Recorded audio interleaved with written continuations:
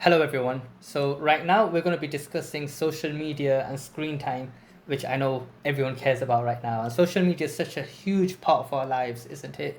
So, it'd be really interesting to get your take on social media more broadly and how it's helping or harming education. So, let's just talk a bit more about that. But before we get started, do you know what your screen time is? I have a rough idea, yes. And Do you mind sharing, or is that very personal? It's around the 8 hour mark. 8 hour mark. But that's only on days when I'm at home, obviously. But if I'm out, it'll be more like 2 or 3 hours. But 8 hours is not like, an anomaly for me. So, what's the average? Probably around 4 or 5 maybe 4 for five. the week. Not 6, 7? Not yet. No. How about you, Mir? Daily average is probably like 4 hours, 5 hours a day. So similar. All right. So what I wanted to touch on was a couple of things related to social media. So one question, and I think, well, what app do you use the most? TikTok, Insta, Snapchat, Instagram probably. YouTube, Instagram probably. Instagram, and you? Do you count YouTube as a social media site? We'll come on to that in a bit. Let's exclude it for the time being, because If YouTube. you're I also want talking to. proper social media, I'd probably say Instagram or TikTok, one of them.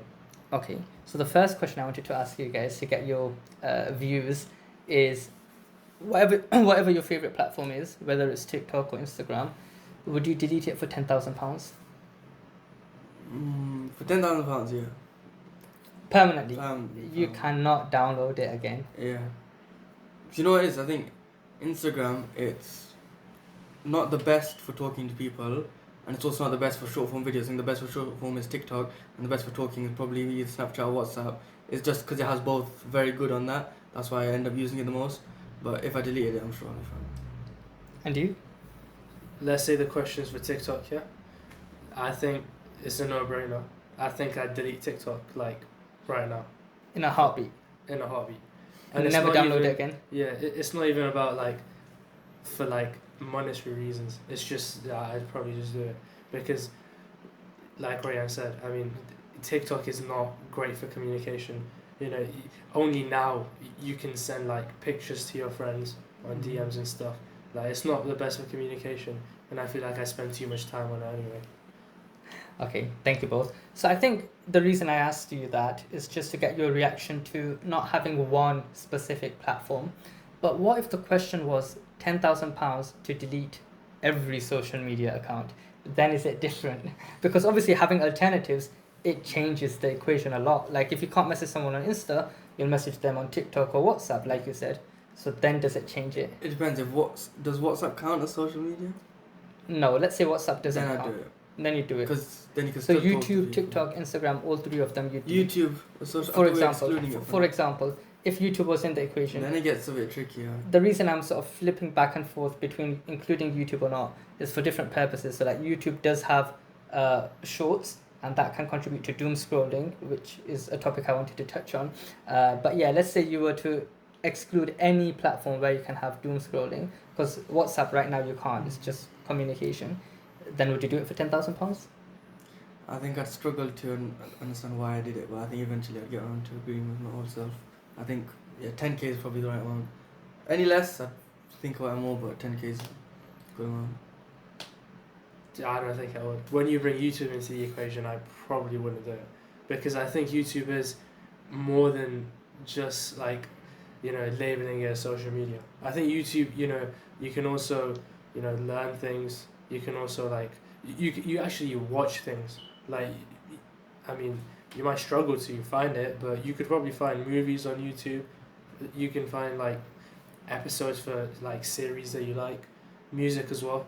So I think when you bring YouTube into it, I wouldn't delete all social media. If the question was to evolve and it was that you're not allowed to use YouTube Shorts, but you can use longer form videos, like any videos over 5 minutes, then would you give up YouTube Shorts for 10k? Then 100% I would. Okay, Because I so feel it's like not YouTube as a Short- platform. Yeah, YouTube Shorts, that's more like TikTok or Instagram Reels, that kind of feature. Okay, that's really interesting. So what we're saying is both of you would be willing to give up all like TikTok, Instagram, and YouTube Shorts, specifically Yeah. Shorts, for £10,000. Yeah. And these are the bits which are raising, like doom scrolling is the bit that is raising concerns amongst parents and just generally. So you're both willing to give it up for 10k, which Yeah. is amazing. So do we think that doom scrolling is bad or is it actually good? Well, I think depends on what you count as good or bad, right? If it'll entertain you, it'll give you information in some places. If you scroll for a long time on Instagram, whatever, like a lot of my knowledge I'm a big football person, sports person. A lot of that comes from scrolling on those social media websites. You learn a lot more and things like that. So I guess depend if you purely just use it to like waste time or to entertain yourself, then maybe you could look at it as bad because it is very easy to get addicted to it. But if you're not just seeing it as that, then I think there's a place for it. Do you think you have control over what you watch, or is it the algorithm that controls what you watch? 50-50. I think the Because you control the algorithm and then the Yeah, algorithm exactly, controls yeah. you. Yeah. Okay, what do you think? I mean, I personally am very anti doom scrolling because I feel like it wastes too much time. Because, I mean, whenever I do happen to do it, I just, at the end of it, I don't really feel great. I more feel like, oh yeah, I've just wasted a bunch of time doing nothing. Because, I mean, there is the information argument, but I feel like, information you can get from anywhere if you actually wanted to get it. Doom scrolling, it's just like, it literally is just, I'm wasting my time. Because it's also like, because the videos most of the time, especially on like platforms like TikTok or YouTube Shorts, like you said, because the videos are so short and you're just scrolling non-stop, you don't realize how much time you've wasted as well. I think what would be interesting is just to understand a bit more about, like, do you even watch videos to the end? Because doom scrolling, are you actually just scrolling endlessly, like even without completing videos, or are you watching it but just in a concise manner? Like the argument isn't whether you're doing, whether you're spending time on YouTube Shorts versus longer form videos, if you're watching it fully anyway. But if you're literally just getting bored and sort of doom scrolling, then I think that's a slightly different lens, isn't it? Yeah, but I mean, I Like, think what do you think is your skip rate? that probably depends on the video that comes up. I mean, like you said, your algorithm is tailored for you, but Mm. every now and then you will get a video that is completely off algorithm. So it depends on how often those videos come up. Because when those videos do come up, sometimes you might have a look, sometimes you just skip to the next one. But even stuff that's part of my algorithm, when I am doom scrolling, I Just tend to just like skip even Mm. stuff that. So like yeah, I also like Ryan, I love football, but like when I'm on TikTok, I get a lot of football edits, like a lot. Most of the time, I don't watch till the end. Like sometimes I'll end up watching it for like 10 seconds and then you skip. Also, one thing I do which is pretty bad is I use ×2 a lot. Like if there's something that I know that the end is the main part, or something that I'm not super interested in, but I still want to see what it is, I'll ×2 it, which is horrible for attention span because I'm saying that the normal rate I was made. Like say someone's talking, I'll still ×2 that, which is not good at all. That's a really important segue, because that makes me think of something which I'd want to take the conversation into, which is, do you think social media's made us less patient because of like the ×2? Like, Yeah, definitely. I think attention spans are worse across the board for people that use it. Patience, I guess, is it's different from person to person. But I think especially like ability to stay focused and concentrated does change because of social media, especially short form social media. just before I ask you the same question, just wanted to elaborate a bit further. So, not just within doom scrolling itself, because obviously over time, as you said, like sometimes you just end up skipping it, Yeah. and maybe like a specific football match has been re-edited multiple times, the same match, and that keeps coming up on your feed, especially in the context Yeah. of World Cup and so on. So maybe it's like you've already seen that goal so many times, but then you just skip it, right? So that's one thing. So you might become less patient for that content, like those sorts of content in terms of doom scrolling. But more broadly, outside of using your phone, outside of social media, even in the real world, do we think that over time, like this might, or on a day where you've been doom scrolling, do you think that maybe people are less patient? and it's hard to model that without actually having the data behind it. I understand that, but like, what might be your first views on this? Like, do you think it might make us less patient if you were to extrapolate based on what we know?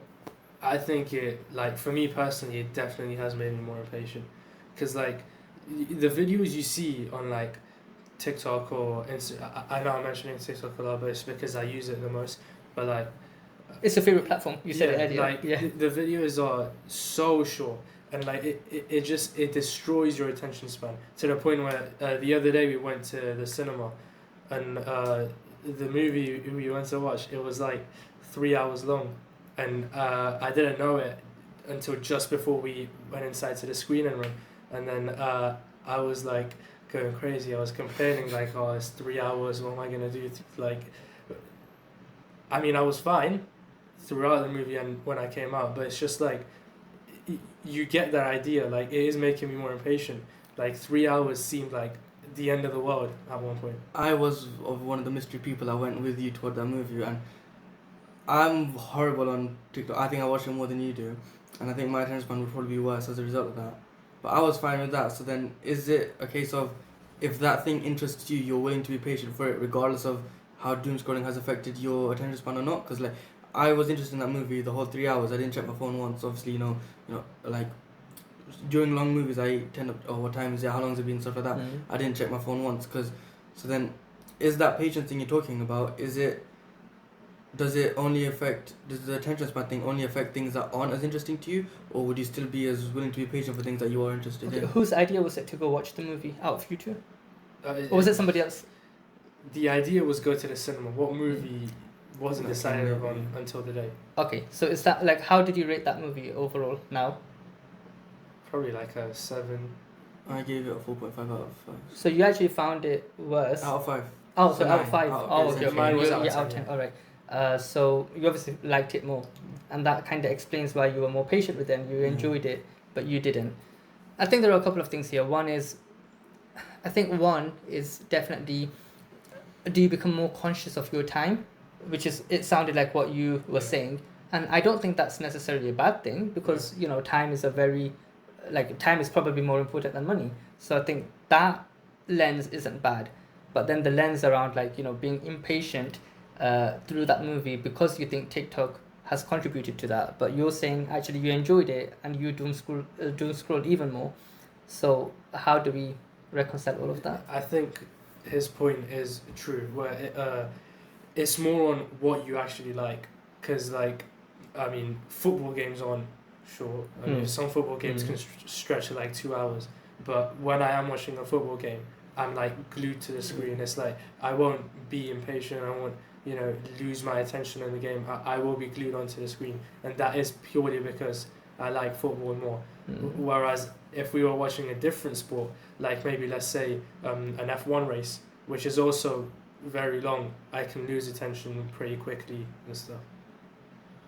So I guess it's like the effect that the content has on you, like On you personally. yeah, on you personally. But then, we spoke about it making your attention span worse, and we call that a bad thing. Is that a bad thing if the things you're interested in, you're still just as interested in them, but you're actually quicker and better at figuring out what Filtering you out, don't yeah. want and what doesn't bring you more happiness? And could you not view that as a positive? You're literally better at saying this is not gonna make me feel happy, or this is not gonna give me satisfaction, and you're faster to move away So from you're that. more self-aware and you make Yeah. quicker decisions to align better with what brings you happiness or satisfaction.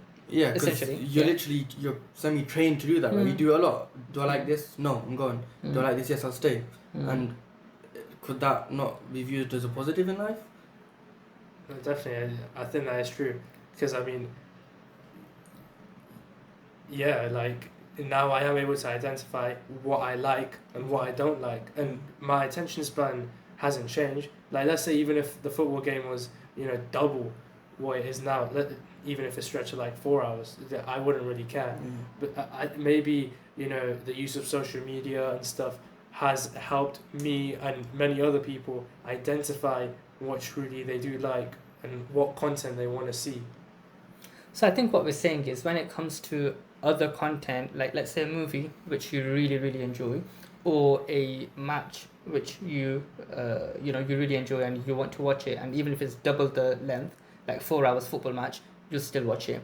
So when it comes to comparing those real life situations with social media, we're saying that social media hasn't really had a significant impact on the attention span. Do we think that when you're doing less important tasks, like when you're not in a match, watching a match, and when you're not watching a movie, where like partly the social convention is that you don't take your phone out anyway in a movie, in a cinema, and whilst watching a match, maybe you do, maybe you don't, but obviously with friends or family, like you'll be discussing it. It's more like a social thing, anyway.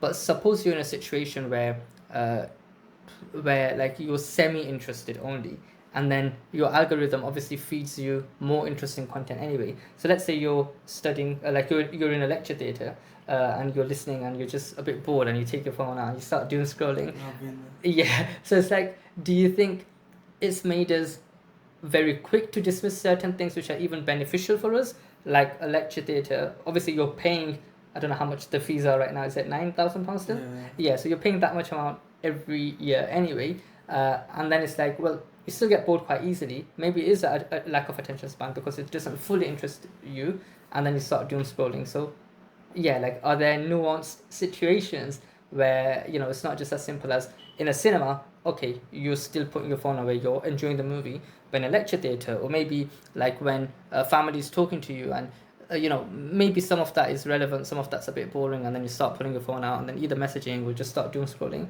and that happens as well. But then again, if something's that important to you, you won't go on your phone. And if you do go on your phone, it's a sign that maybe you're not as interested in that thing as you thought you would be. Like, if you're doing a course, you probably shouldn't be doing it if you don't enjoy it anyways, right? And if you actually do enjoy it, you'd be fine to not go on your phone. But you said you've been there doom scrolling in a lecture theatre, and presumably a rational person like yourself would make the right decision of choosing a course that they want to study and they enjoy. I do want to study economics. First year was a lot easier than I thought it would Yeah, be. yeah. And obviously from next year, I assume I'll be more attentive in lessons because I don't think I learned much new this year. It was just a lot of revision and a bit of maths. But apart from that, I think, things that you're interested in, if social media and doom scrolling isn't negatively impacting those things that you're actually interested in, then maybe it's too quick to call it a bad thing. The one more thing I was going to ask is, do you think the bar or like the threshold for what counts as interesting has now been raised because we've been exposed to so much? So like in the past, even a semi-boring movie might still be entertaining because the alternative was what? A rubbish movie, basically, and you didn't have on-demand TV, or you didn't have, whatever it might be, or on-demand like Netflix and so on. Whereas now it's like, because there's so much out there, it's so easy to switch, and because other things are more quality, now the threshold is a lot higher, and only at that point you'll put your phone away and actually focus. But again, is that a bad thing? We're moving towards a world of, closer to perfectionism where everyone's trying to be perfect. Like, we spoke about YouTube before. If you look at a YouTube video that you would have watched all the way throughout 10-15 years ago, say it was like a football challenge or whatever, compare that to that same YouTuber's videos now, it'd be a lot more in your face. Like, Mr. Beast is the most popular YouTuber in the world because his videos are this is this, bam, bam, bam, and we are going towards, and you'd argue that is a better video. They're doing more in the same length and it's more attentive, things like that, or it keeps you more attentive, things like that. So then, is it a bad thing that we're quicker to dismiss stuff? If something's not as good, is it worthy of our attention? If there's a better alternative out there, why wouldn't we switch? Surely you should switch, right? I think definitely what you said is true. I mean, there's just so much content out there because of social media, and like, it's not the kind of market that I'd say is like hard to enter. Like, there are just purely so many content creators, and like, as Ryan said, I mean, like, social media itself has also evolved. Like, the videos that I may have watched 10 years ago are different to now, where it's like the quality is so much better. Like, even when you look at stuff like football challenges itself, like it may have been basic stuff in the past, but now like the quality is higher. Like, even the location of where these YouTubers film at and stuff. Like, previously you could have just gone to like a local park and you could have recorded and that would have got views. But now it's like, you know, okay, no, you actually have to maybe even go to certain stadiums or like book out certain places to record your videos in order to get views. So I think, you know, because of our attention spans and social media itself, the use of it, I think it's also increased the, like, you know, our standards of the quality of content that we want to see. And I think you're right. Both of you are spot on in terms of overall, we're closer to better, whether it's perfect or not, but we're closer to better now. Like everything is more refined, everything is more polished, and even like the location or like the experiences that people post, content creators, all of that seems more refined. Do you think that has had a negative impact on people's mental health? Which is like another question I just wanted to move on to, because if everything is so polished on social media, are there times where you're just thinking or you're debating with your friends in terms of, okay, what should we do? Let's just jump out for a bit, for a couple of hours. And then, like you say, it's not a basic place like just the local park. Like you want to go somewhere more exciting, somewhere different, because you've seen, you know, all of these content creators talk about 10 places to visit in the UK or whatever it might be. Well, because travel is more accessible now, you know, than it was 30, 40 years ago. Like it's more tempting to just do that. So do you feel like there's more pressure and therefore there's a negative sort of mental health effect here going on? I don't think that's entirely true because obviously with my friends, I'd still rather, you know, sit around in a circle with my friends in the park than, you know, go to Thailand's best building with someone I don't know. You know what I mean? It's more about who you're with and stuff like that. And again, it goes back to the thing of the things that you're interested in. AI is not. Not AI. Sorry, doomscrolling hasn't really affected that. Social media hasn't really affected that. You're still gonna consistently do the things that you enjoy doing, and you know whether you doomscroll the night before isn't gonna change anything. How about you? I think that's definitely true, but then you also have to think about the people around you. Like, let's say you and your friends do want the same thing, and you're okay with, you know, just going to the park and just literally just talking to your friends, then I think it doesn't really have a negative image. But if like some of your peers have different ideas and like different values or like just interests now because of social media, it might create a culture where it's like, you know, I want to do better than this person. So say like one person posts something on their Instagram story where maybe they've gone to like Birmingham. You know, it creates that kind of pressure where like you might want to, you know, have a better day out with your friends and go to maybe, let's say, like, you know, London, or maybe to like the beach on a summer day. So it really does depend on, you know, also the people that you surround yourself with and their values, whether they align with yours. And I think on that social media thing, are you familiar with the term LARPing? Do you know what LARPing is? Obviously, you know, social media is always live evolving. action role play, Yeah. if I'm not You mistaken. know, and on Instagram especially, it's very easy to LARP or to make your life seem perfect or better, Yeah. which isn't a new concept, but there's a proper term for it now. And you know, are these LARPers ruining social media, like mental health wise? Like, you know, if you're seeing someone that they might have gone to London for one day and took a billion photos, they spread that out across the next month, and now all of a sudden you're thinking about They're this living a London they're life. living the life. They're doing something every single day for 30 days, and oh, that makes me feel worse because I'm just in my house in Leicester, or I'm just in my house in Derby, or whatever. You might feel like the things I've seen on social media make me feel worse about my own life. So then, from that view, can you look at social media as a negative? Then I guess you could, right? If it's negatively impacting you because of what you see on it. I was just gonna say one thing around like negative for who and positive for who, like just food for thought, right? Because in any situation, you've probably got winners and losers. Yeah. So if it is negative for the consumer, like people who are watching this content, is it still negative for the producer of this? Like, are they making money, or are they building a following and therefore then making money through their influence later? And is it that one group is succeeding at the cost of another group? In which case, you know, it obviously is something to be explored. In terms of that consumer producer idea, I think the pressure that LARPing could create is that you want to get closer and closer and closer to perfect, which, I mean, it's really hard let's not act like it's easy. Mm. You know, especially considering like monetary issues. Like some people might not have the like capabilities to actually get closer to perfect. And But does like that contribute to mental health? Like yeah, bad mental health, yeah? because of this pressure that's been created Mm. by not even necessarily your peers, but even just like people your age Mm. who you don't even know, but like you see them doing things, and then that creates that kind of pressure on you, like, oh, I want to do this, and then that can really affect your mental health. But then again, you know, you're saying things you see on social media could be worse for you and stuff, but is that new entirely? Because, you know, say you watch a movie from 30 years ago and their son's a doctor, the first thing they'd be proud of it, right? They want to make themselves look perfect, their family look perfect. It's not a new concept to make yourself look better just because social media is around. Social media is simply a tool where you can show things to people or you can say stuff to people. And if people have now turned that into a place where you market yourself differently, or you show yourself as being this perfect, you know, Adonis, whatever, yeah, Lapa, then is that really the fault of social media, or is it to do with the people on it? And would those people have done it anyways in social settings before, where, you know, they showed off their family's earnings or what their family does for work, things like that? And if that's the issue, then is it unfair to blame social media for that?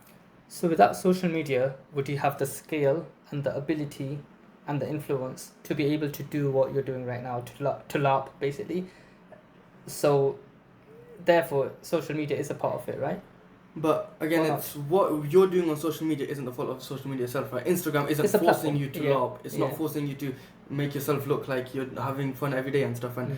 say whether I posted something on my Instagram story that Umar's seen or that you've seen, or whether I met you down the street and I said the same things, like, oh, I went to this beautiful city, or I went to this beautiful view, whatever. Whether I show it to you on Instagram, whether I say it to you in real life, obviously I understand it is a lot easier on social media, but if that's what people are going to do inherently, and if that's how people are going to act anyways, then is calling out social media for it the right way to go? Or is it more of a human issue where, you know, since the dawn of time, people have always wanted to look good, right, or appear good, and, you know,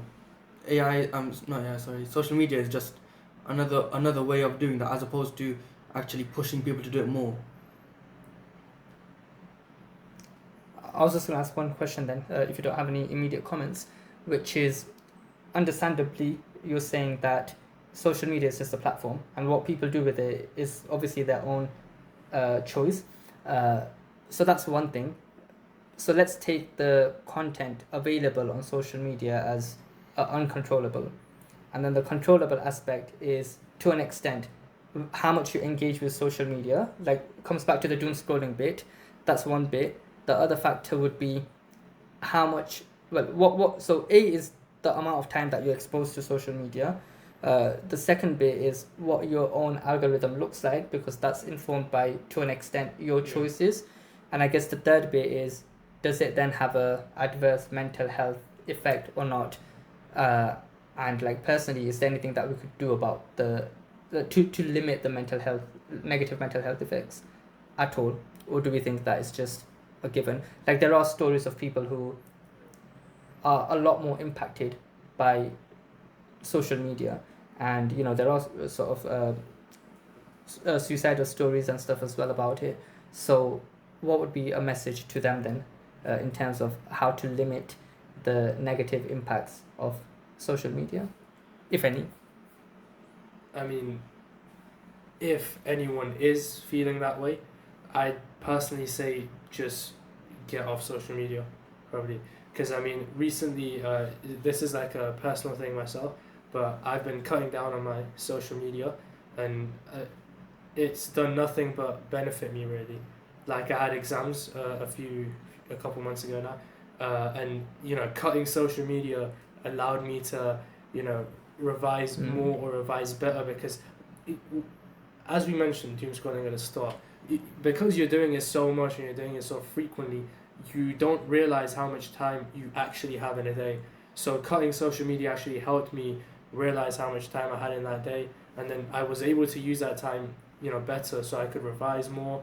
And when you're going back to that mental health stuff, I think the only real way to solve that, because you can't really stop people from using social media, but what you can do is you yourself, take initiative and take the step by e- not even like deleting social media like how we discussed at the start, but like just cutting down on how much like on your social media screen time. That could probably help you more.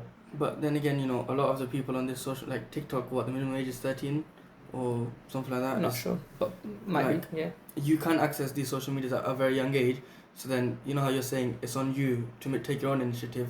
Is it semi-unfair to put that much pressure on kids to make the right decisions? They're 13, they don't even know what GCSEs is and what they're going to do in life. Can you really expect them to, make the conscious and right decisions often enough to not go on social media? And, a lot of the, mental health and suicidal ideas that have come from a lot of them are from younger people because, maybe they didn't understand fully what social media was before. So then maybe should we not view social media as good or bad, but rather promote the negatives that can come from it, and then leave it, open to people if they want to use it. Because at the end of the day, if someone wants to doom scroll, it's their right. They can do what they want in life. If they think that that's something that's going to make them happiness, go for it. We can't stop them. So can we really say it's good or bad? It's up to the person itself. But I think, especially at a younger age, people should be made more aware of, the effect social media can have on you. Yeah, I think it also comes back to the point about like your own algorithm and how much time you spend on it, because you were saying the advice would be to cut social media down. But one more thing, like in the context of both of you being students as well, and you're studying right now, uni, college, just finishing off, I guess social media can be used for leisure, but also can be used for studies, obviously, right? Like there's a lot of educational content on social media. So that's one thing. So like, does it help? Because if you break your day down in terms of either you're working, if you're working part-time, for example, or so work, studying, and then leisure, if you're to build it to three different buckets, then in the work aspect, maybe you're working a traditional job, or maybe you're working which involves social media, or maybe you're a business owner and you're doing your own mini sort of business on social media. So there are obviously actual monetary benefits of being on social media, and there you're not so much a consumer, but you're a producer of content, or you're using it for networking and so on. So that's one thing. And then when you're studying, of course, that's goes without saying. And then leisure. So maybe the bit here is just like how you were saying about being a bit more self-aware about doom scrolling and the amount of like time that you're spending on it and what interests you and what doesn't. Maybe it's a bit more about being a bit more conscious about how much time you're spending in each of these buckets, whether it's studying or working, so whether it's part-time job or working or doing your own business, whether it's studying or whether it's leisure. Maybe that could be another thing. Okay, and then just conscious of time, we've been talking for just over half an hour, but I wanted to ask, because I think a lot of this has been about pros and cons, but let's talk about the advantages a bit more. So what's the best thing, or what's the best thing about social media that you described? Like, how do you think it's really benefited you? Because obviously, like, your screen time, you said it's about 4 or 5 hours a day on average, and yours. No one consciously will spend that long on something if it's not benefiting them. So what is the benefit? Me personally, social media most is for being able to talk to my friends and stuff, and like, obviously the content that is made on there, I can share to my friends and we can discuss it and things like that. I'm not gonna see all of my friends every day, obviously, it's just not possible. But one of my friends, if I want to talk to him about something, I can so easily I can literally just drop him a message, and wherever he is in the world, within 5 seconds, he can see it and respond to me. If he lives 40 minutes away from me, if I didn't have social media, I couldn't talk to him. You know what I mean? So I think communication-wise, it's very helpful, and also it makes it easier to discuss content and things like that with them. Thank you, Umar. I'd agree, because I feel like mainly my use for social media now is purely based on just communications, whereas before it may have been like a post on my story thing or whatever.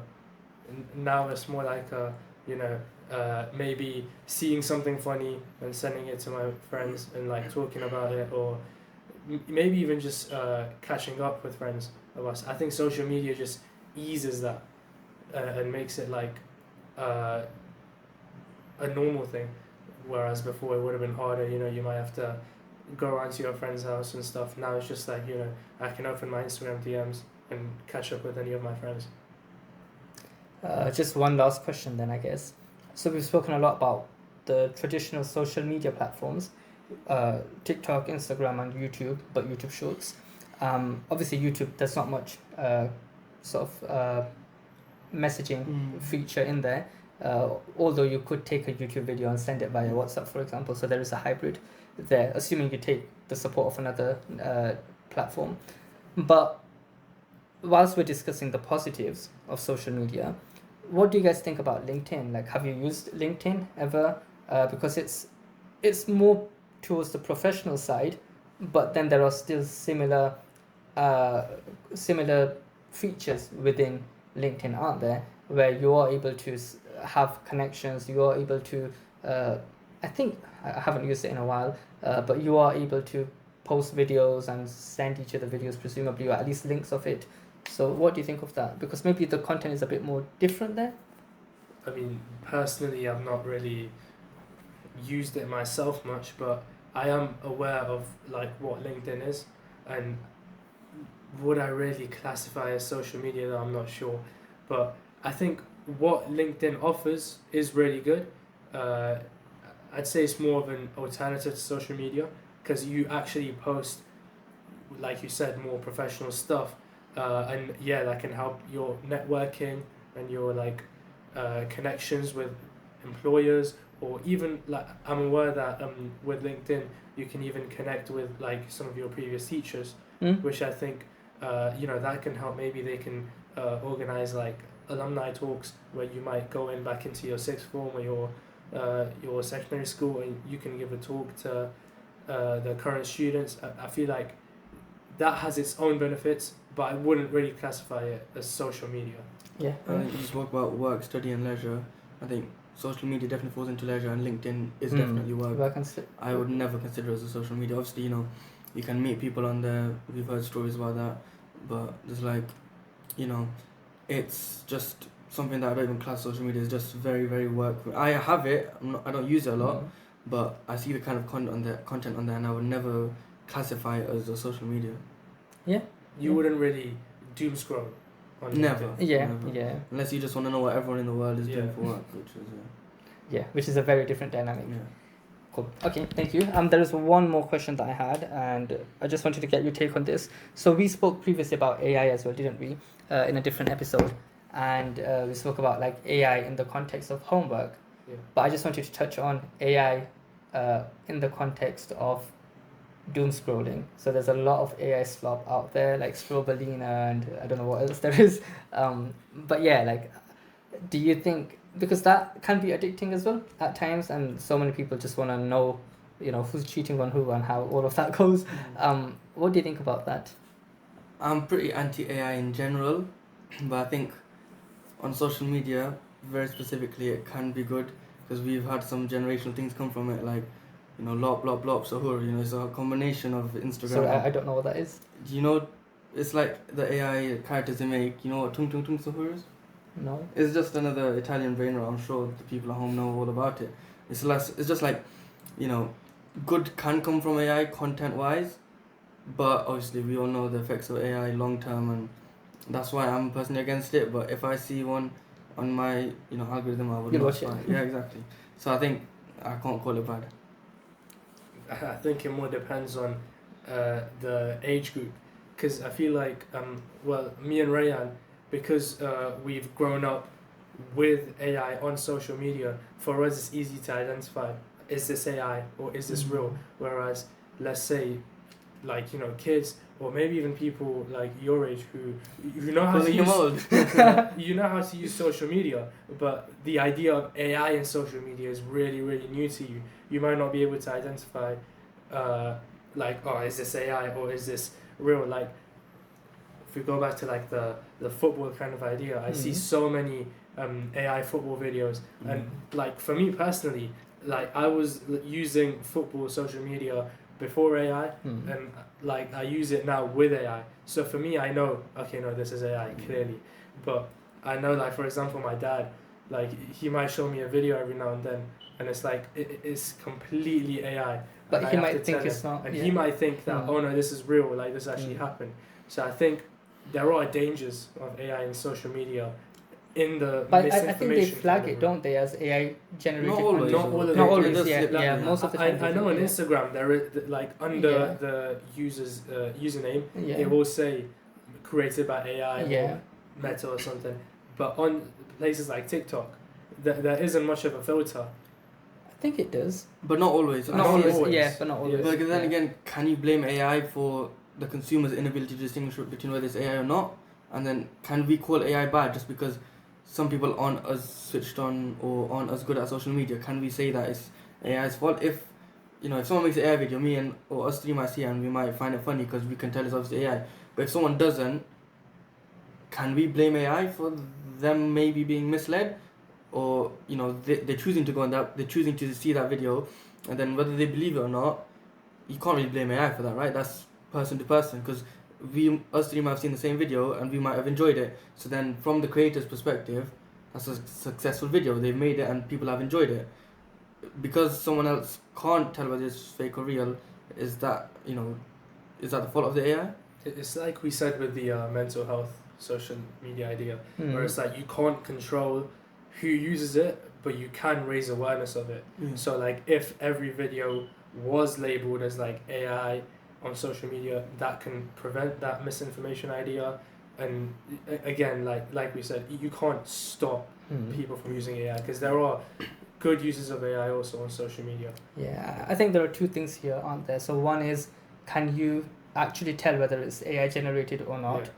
So that's one thing. The other is AI generated content addicting? And you said that, well, you're normally anti AI. However, like, you'd watch AI generated stuff, right? Like, that's fine. Okay, that's all really, really interesting. Was there anything else that either of you just wanted to add in the context of has social media improved lives or not overall before we bring this to an end? I think it just depends on how you use it.